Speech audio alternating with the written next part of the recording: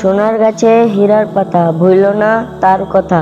টাকা পয়সা কত কাল, জান্নাত হবে চিরকাল। নদীর বুকে এক বুক পানি, খোদা আমার আল্লাহ, এটাই আমি মানি।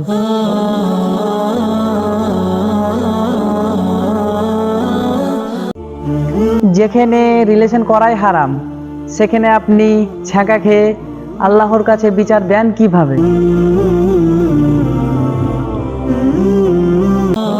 কোরআনের জন্য নিজের জীবন দিতে কে কে প্রস্তুত? কমেন্ট বক্সে হাত তুলো, দেখতে চাই।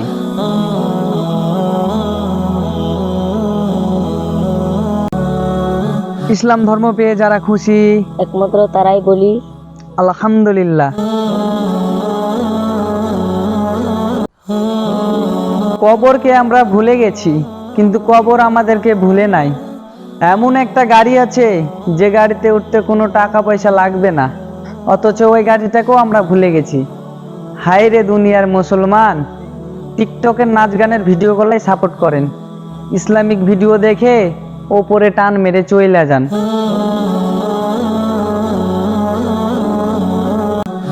ভালোবাসতে না ইচ্ছে হয়, তবে দুনিয়ার কাউকে নয়, আল্লাহকে।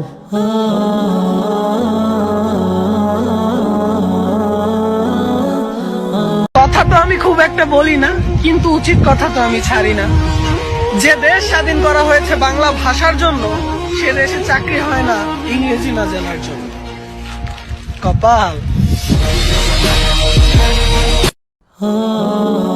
আজান দিলে মসজিদের দিকে যাও, হয়তো আল্লাহ তোমায় শেষবারের মতো ডাকছে। আজ নয়তো কাল মরতে একদিন হবেই, তাহলে এত ভয় কিসের? হক কথা বলতে।